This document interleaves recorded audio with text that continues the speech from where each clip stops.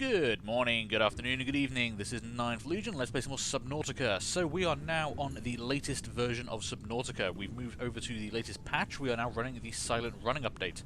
You may notice a few things look different. We have new icons in the lower left. We have a new compass in the top right.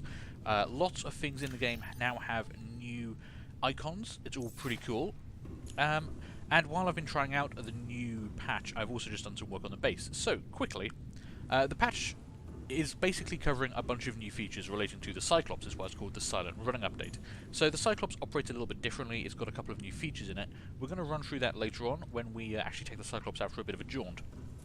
Now, while I was doing all that, and just mucking about basically, I built some more stuff in the base. I decided I wanted another alien containment unit. So what you might notice here is that there's a really big alien containment unit. And this is something I actually didn't realise was in the game, but I wanted to build a couple of them, and as I did so, let me, if I can get around those steps. Alien containment units don't really fit.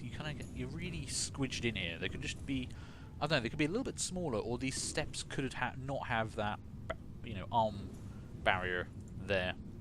So what I was doing is I was building one of these, and then I built another habitat module on top of it. And what I realised was that these actually link together, so you can actually, if you have a multi-purpose room on top of a multi-purpose room that contains an alien containment unit, this giant tank, you can actually have a top-down view. It has a glass top on it, and you can actually look straight down, which is pretty cool. And that then got me thinking, well, what if I built an alien containment unit on top of an alien containment unit? Do they link together? And they do. So, yeah, we've got a two-tier alien containment unit with a third multi-purpose room on top that allows me for a top-down view, which is pretty goddamn awesome. Now, this alien containment unit does have some special creatures inside. If I can actually get down the ladder. There we go. So, in here we actually have some sand sharks, and some bone sharks, and some jelly rays. I went out and picked up some random eggs. Wasn't sure what they were going to hatch into. And yeah, we have them. Now, when you breed stuff in the alien containment unit, this isn't new to the patch, by the way. This has been in the game for a while. I just never got around to showing it off. But you can actually, they're actually friendly. You can actually go in and swim with them, have a look at the models up close. I can even pick them up. So, like, there we go. I now have a bone shark in my inventory. I figure at some point they're going to change the size of that because it's pretty small. But, bone sharks. So you can transport them around and stuff. So there we go. We have jelly rays, sand sharks, bone sharks. I thought that was pretty cool. That's a really cool feature. Now, the other thing was, I got bored, quite honestly. So you may notice that there is now an exterior walkway around the exterior of the base, which you can actually access from over here. We had picked up a huge amount of quartz on our recent journeys. So, yeah, I've used all the quartz to make this glass tunnel walkway around the exterior of the base. I just think it's cool. You will all probably think it's a complete waste of resources, and you are quite possibly right, but I think it's cool. I even put windows in the actual airlock section. I had to build this window specially just because I wanted an extra window there. So yeah, it kind of just runs around the upper tier level. So if we follow this around, there we go. This is our first alien containment unit we built. This has got like food in there for me. I have no idea what those yellow bars are. Oh, that's the oh, that's my solar panels. Oh, why are my solar panels? Okay, my solar panels are doing something weird. Might have to go check those in a moment. But yeah, this is like my food tank. So I've got water fish and eating fish in here, and they will breed. They will populate while in there. And then it just leads directly into my bedroom, which you can probably hear is unfortunately directly above the nuclear reactor we built. I didn't plan that out very well. Don't hire me as an architect. I shouldn't design houses for people because, I don't know, that might keep people up at night. Maybe you'll be okay with it. Maybe it's not such a big deal. I think that could be quite soothing at times. Maybe to some people. I'm not entirely sure. But anyway, there we go. Other than that, not much has changed in the base. I do have some more. I did make a few more storage just to keep stuff. But nothing else major happened. All the major changes for the patch are really to do with the Cyclops. Although, they have changed a bit with the loading in of terrain tiles and objects in the world. So hopefully there will be less jutteriness as the game loads in at us. It actually looks like we can see a lot further. I don't know, I feel like normally those wouldn't have rendered in just yet, so that's actually pretty cool. Now, I came out here because I wanted to check on my solar panels. Are they actually... Yeah, they're not actually attached to the building, are they? Interesting. Oh, what's that? Hang on, what was that? Oh, wow, solar panel sun, 52% charge, 25 out of 25. Oh, I didn't realise they did that. That's pretty cool. 53% charge, 25 out of 25. Is that because there's more daylight? Oh, okay, yeah, it is becoming daytime, isn't it? So, these are all... No, those ones just get more sunlight. Interesting. Do these ones get more sunlight than those ones? Who has the most sunlight? 54% charge, 1 of 25. Oh, so those ones are being drained. Why are those... Why is that one getting drained? Why has it got no charge? I assume when it says no charge, that means... What is that? What is that shadow? What the hell is that? I'm trying to stare directly into the sun here.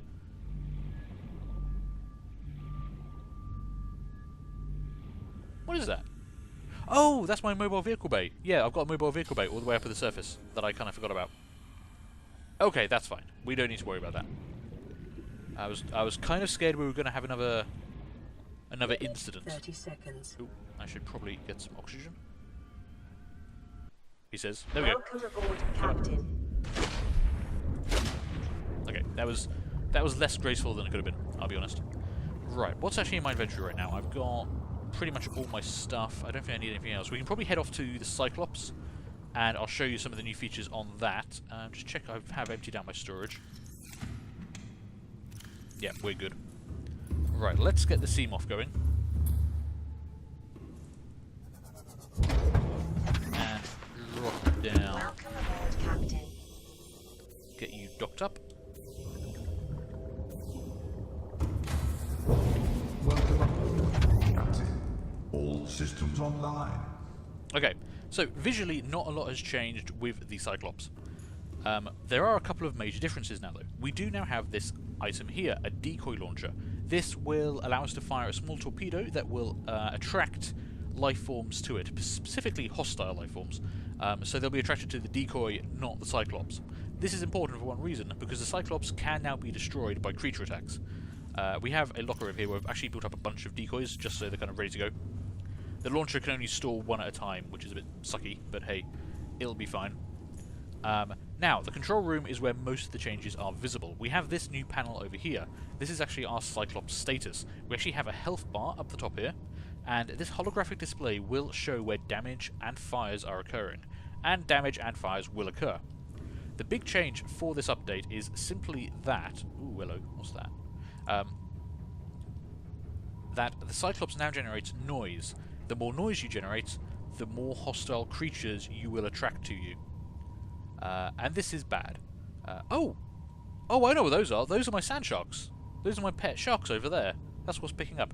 So, okay, I'm going to try and run through this. We now generate noise. Noise attracts hostile life forms. Hostile life forms will attack the submarine. They will damage it and eventually blow it up. To try and work against that, we have 4 speed settings. We have... Rig for silent running. Silent running. Ahead slow. Ahead slow. Ahead standard. Ahead standard. Ahead flank. And ahead flank. Emergency speed. Which is essentially your emergency get the fuck out of here speed. You may note here we actually have a noise reading here. We're not even moving, and at flank speed, you know, the engine's primed to give all they've got. You can see we're actually generating quite a lot of noise. If we go for silent running... Rig for silent running. When we're stopped, we don't make any noise at all, and it basically will prevent stuff attacking us. We're going to be spending a lot of time at silent running, I think, just because certain areas of the world, there's a lot of hostiles around. Up the top here we have our usual displays of depth and so on, also power, now presented as a percentage. Over here, this is our sonar.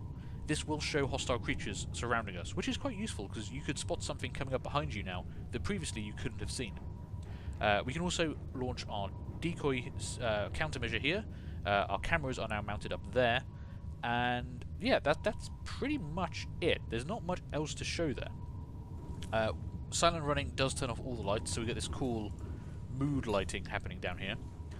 And yeah, now there are a lot of new features we can actually build onto the Cyclops. There's the creature decoys. Where do I actually... Oh, hang on, no, I forgot. Don't worry, don't worry. We actually have our own fabricator, I think, now. Where is it? There's a... I think the Cyclops comes equipped with a fabricator now. Yes, here it is. So, we can actually build new components for the Cyclops from here. So, the hull module Mark 1, which increases the dive depth, we can build that pretty much straight away. I mean, plastic ingot and aluminium oxide crystal, we can actually go do that. And I think we might, because that would actually be a good idea. Also, I have a sudden feeling, yeah, I'm actually down on power. I'm actually down on some power, so... let's go sort that out. Let's get this episode rolling. Oh, before I forget, there is one other thing I did. I did actually use the modification station, and I don't know if I mentioned this last episode or not. So, I used the modification station. We now have upgraded some of our personal equipment. I have a hardened blade for my knife, so it's more durable. We could also have a heated blade that did more damage, but I didn't really see a need for that.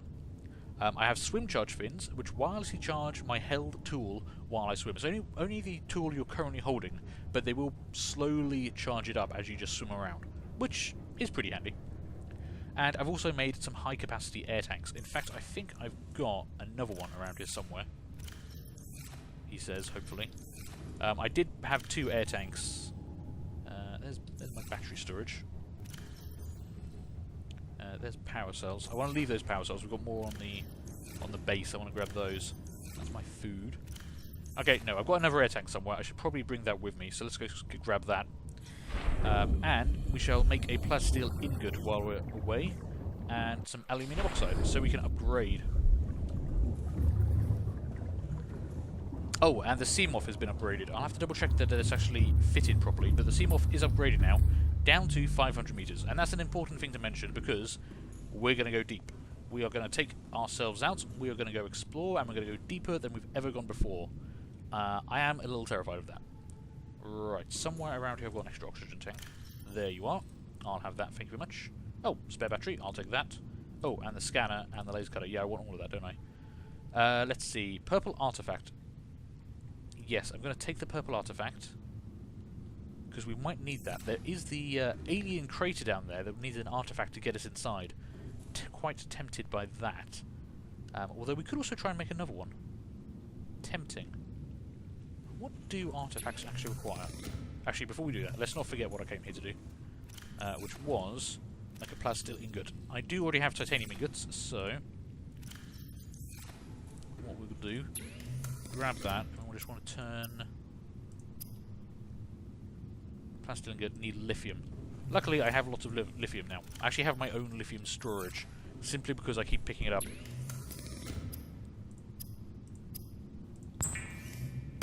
Alright, 1 plasteel ingot. Lovely jubbly. We needed 1 aluminium oxide crystal. Fantastic. We wanted to grab some more power, and I've got a bunch stored over here, so grab another one of those. Might as well take that battery with me as well. No point heading off without, you know, sufficient power. Oh, and you can see here some of the new icons. Lithium's been updated. I think silver's been updated as well. So things look a little bit different. We've got to watch out for that as we're running around. Did I need to do anything else? What was I looking at? Oh, we were going to make another artifact. Okay, what does an artifact actually require? Ion crystal and 2 diamonds. Well, I have ion crystals.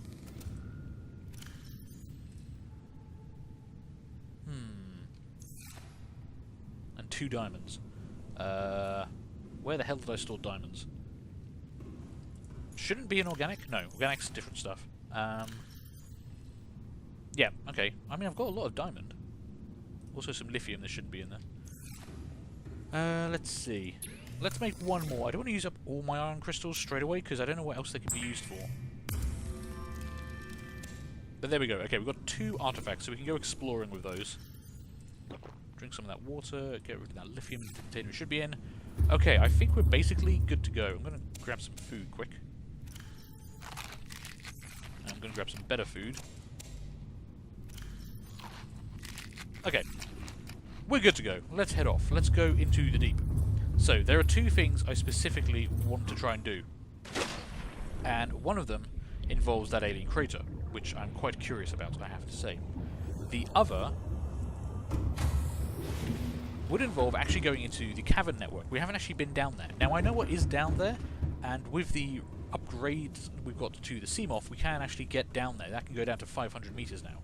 So cavern exploration is a possibility. So I'm thinking that's what we're going to do first. Go explore the cavern. Because I know there is some stuff down there, and I would rather...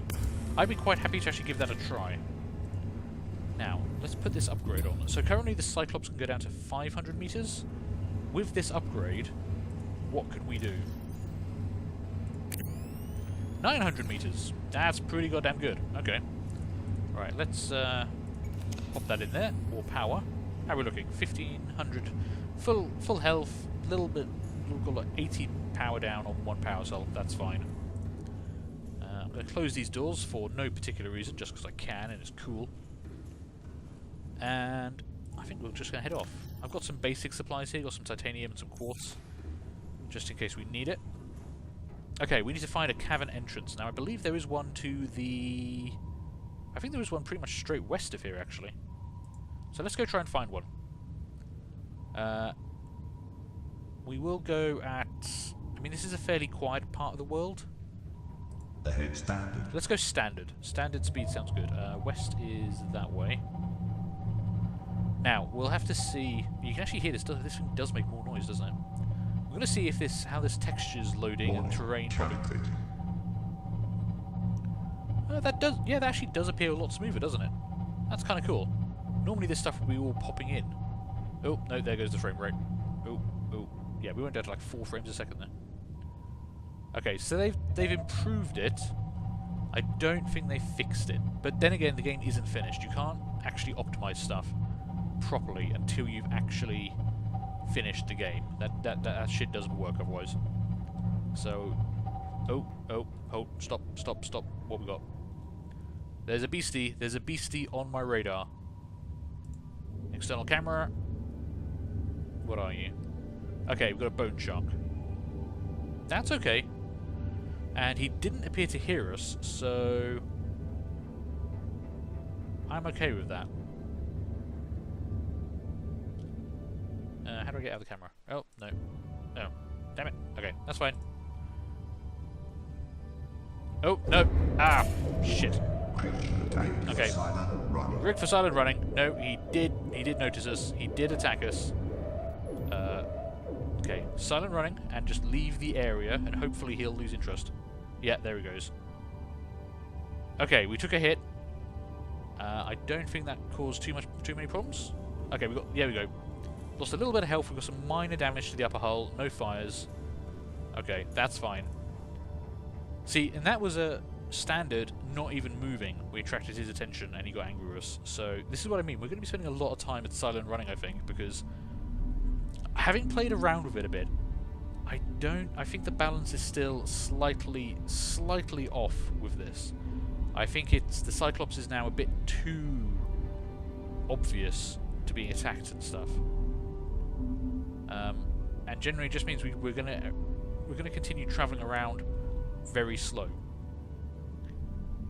You know, I can't really see emergency speed would be great for getting around, but there's so many hostiles around, it almost never have an opportunity to use it unless you're willing to be attacked every 5 seconds. See, we've got 2 sand sharks out there. Sorry, 2 bone sharks probably given this area. Okay. I kind of wish it wasn't nighttime. Oh, I'm about to hit something. That's fine. Yep, lots of sharks around. That's fine.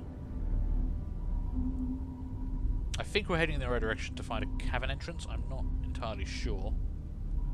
Now, the good thing about this is, you know, we might be able to spot Reapers really early with that.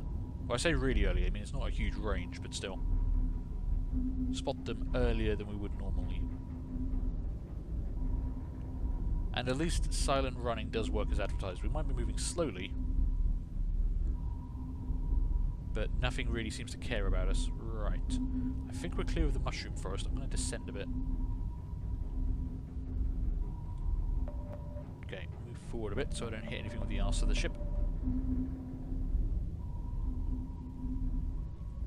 Okay, we are down. Damn, I really can't see anything at this time of night. And stuff is loading in, so the FPS just dropped out again. Yeah, that's fine. That's fine.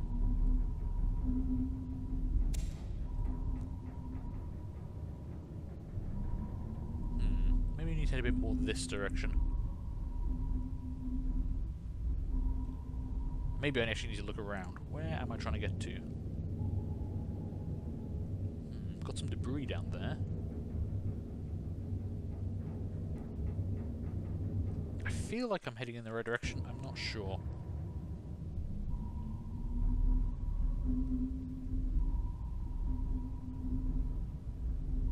I really want to go faster, but I'm terrified of going too fast. I think they've added some new sound effects, because this thing sounds a lot more creakier than it used to as well. That's fine, we're not hitting anything, we're good, we're good. Man, all these displays actually do kind of clutter up the view a bit. It used to be you got quite a nice clean view out of this thing, but yeah. I kind of wish that faded away maybe, or was optional to turn it on and off so you could actually have a good look at the front of the thing, but it is what it is. I'm not seeing what I'm looking for, which is a small problem, I have to admit.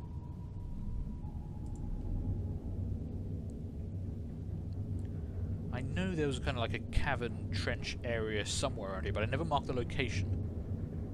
And I definitely feel I need to be more over to the left. Maybe it was south. Maybe I'm thinking it was west, but it was actually south. Oh, hello, Warper. Alright. Interesting. You guys aren't showing up on the threat radar. The range can't be that small, can it? No, because we saw that bone shark way further away. Why isn't stuff showing up now? Maybe it's because we're in silent running. It knows if they're a threat. I mean, let's see. Let's get really close to this sand shark. No, it doesn't show up at all. Interesting. Oh, maybe sand sharks don't. Maybe sand sharks aren't a threat. Maybe sand sharks don't attack the Cyclops. Maybe it's just bone sharks. Which means we could actually increase speed. Tempting. I guess there's one way to find out. Explode. Okay, sand sharks don't attack us. That's quite interesting.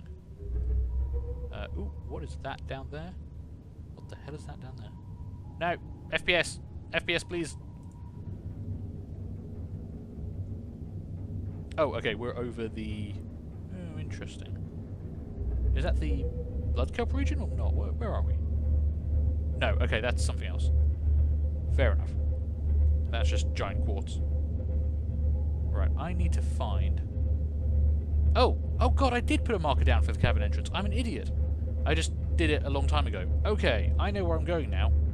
And I've wasted a lot of your time. I'm sorry. I kind of completely forgot about that. Okay, we've gone the wrong direction. What I'm going to do is, this episode's actually running on a bit because I've been talking a lot. I'm going to take a break here.